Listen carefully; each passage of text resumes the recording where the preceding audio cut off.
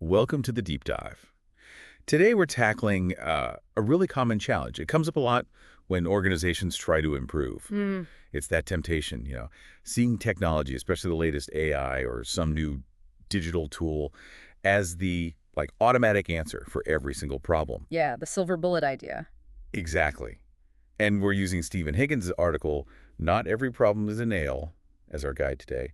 It's subtitled, Avoiding the Tech First Trap in Continuous Improvement. Right. And Higgins knows his stuff. Director of automation, AI enthusiast. He's deep in this world. So for you listening, maybe trying to get up to speed quickly but thoroughly on this, hmm think of this as your shortcut. Well, maybe an accelerated path. We're not just skimming. We really want to dig into why this tech-first instinct can, sometimes backfire. And more importantly, how you can approach adopting tech more strategically, Right. especially in continuous improvement. hmm Our mission, really, is to give you a kind of framework, something practical for making smarter choices about technology. Okay, so let's jump in. Higgins kicks off with that classic analogy. Oh, the hammer and nail. So if all you have is a hammer, everything looks like a nail. And today, Yeah. it feels like AI and these fancy digital tools, Mhm. they're the shiny new hammers everyone wants to swing. It really does. And there's huge pressure, isn't there? Totally. You see competitors making noise about AI, automation. And the impulse is just, we need to do that too, automate everything. It can feel overwhelming. But why does that happen? Why the rush?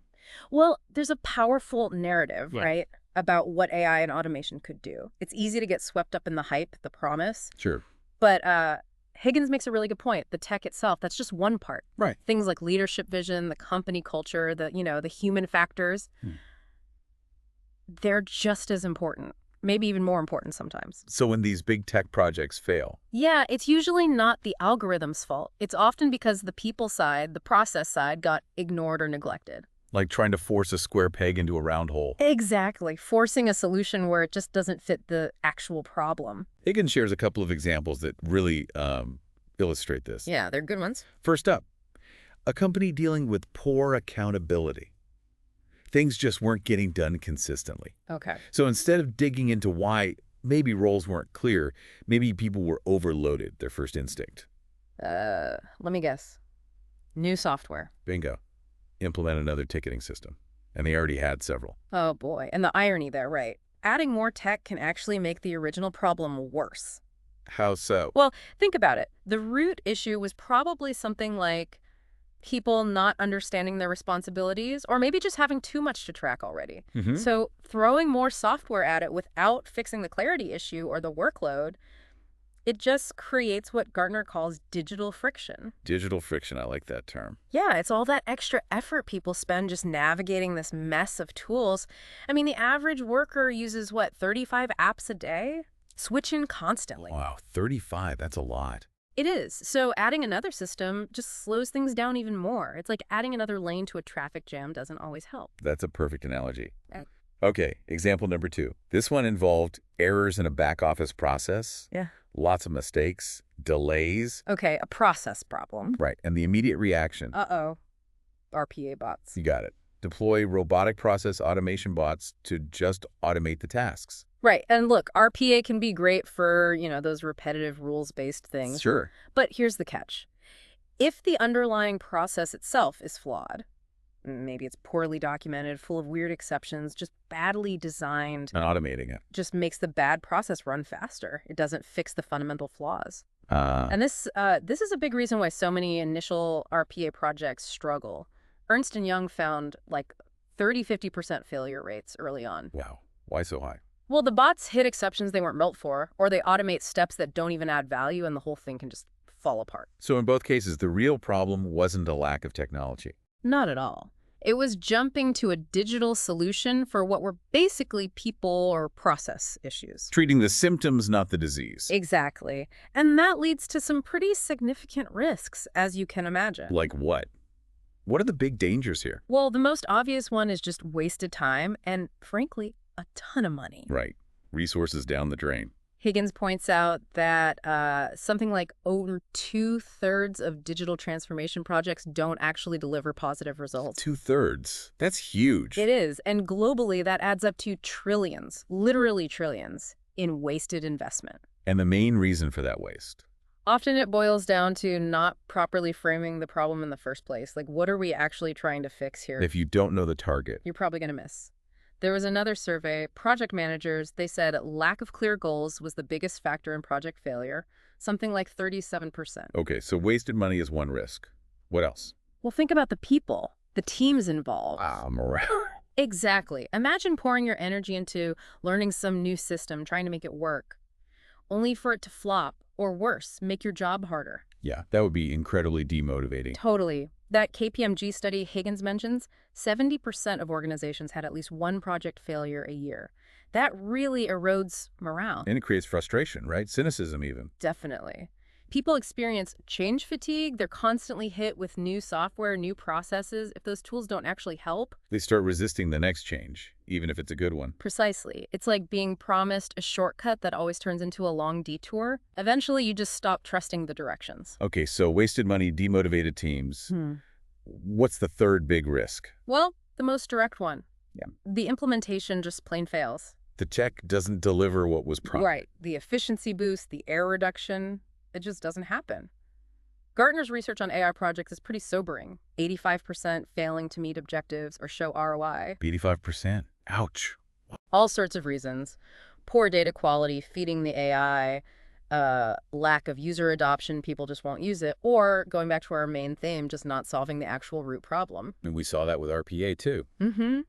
Early projects often fail to scale up, or they end up automating really trivial tasks that don't move the needle much.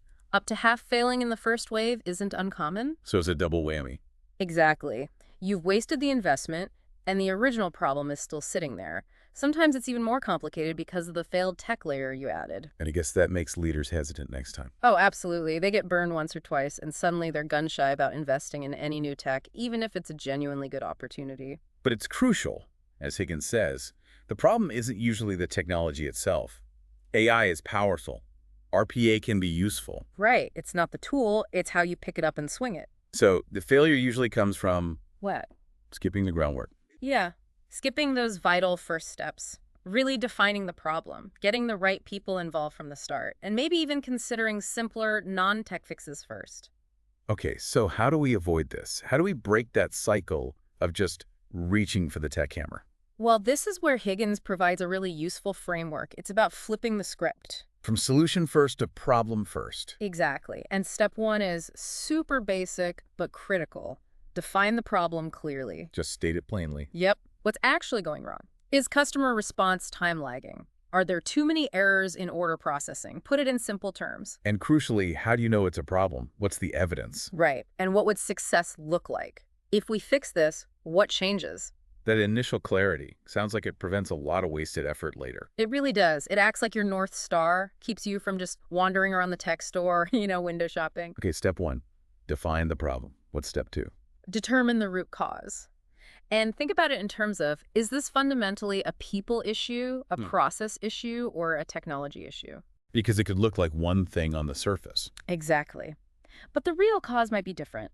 Higgins suggests using techniques like the 5 whys. Just keep asking why, to dig down past the symptoms. So maybe the software seems like the problem, but the real issue is a clunky workflow, or people haven't been trained properly on the current software. Precisely. Sometimes the fix is retraining, or maybe redefining roles, or simplifying the steps before you even think about bringing in a new tool. Makes sense. Get the foundation right first. What's step three? Engage the people closest to the work.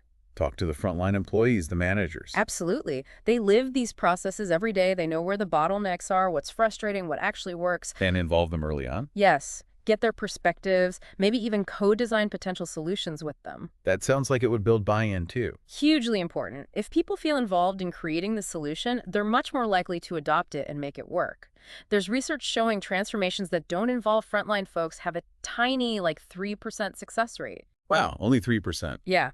Inclusion empowers the team and reduces that natural fear of change, too. Okay, so define the problem, find the root cause, engage the people. Now, step 4. Is this where tech comes in? Yes, but cautiously. Step 4 is evaluate technology as an enabler, not a cure-all. So after you understand the problem and the cause, Then you figure out the best way to tackle it. And like we said, consider non-tech solutions first. Process tweaks, better training, clearer communication. Cheaper options often.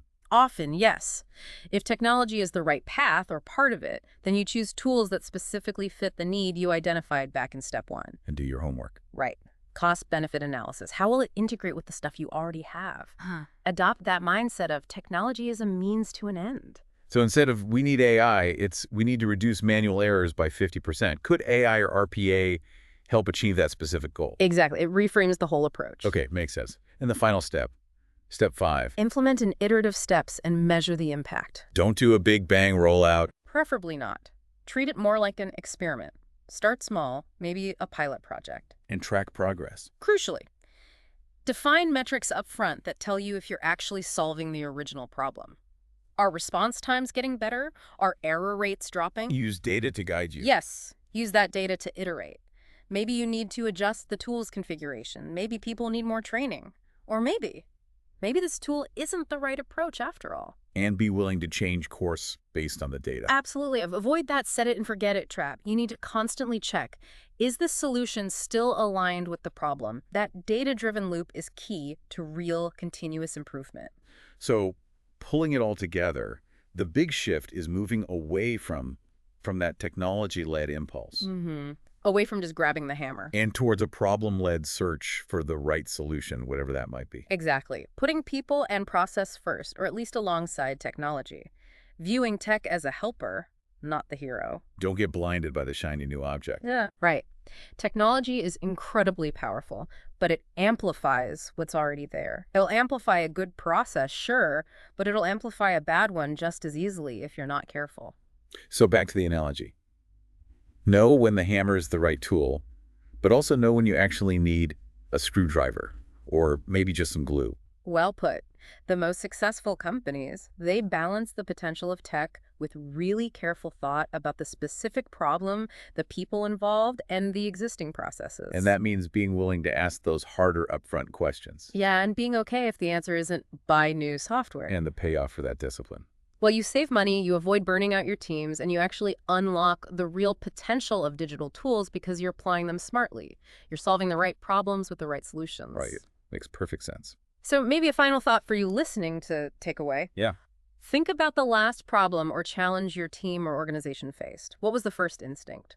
Was it immediately technological? And reflecting on this, what might have happened differently if the focus started firmly, squarely, on understanding the problem itself first, something to mull over.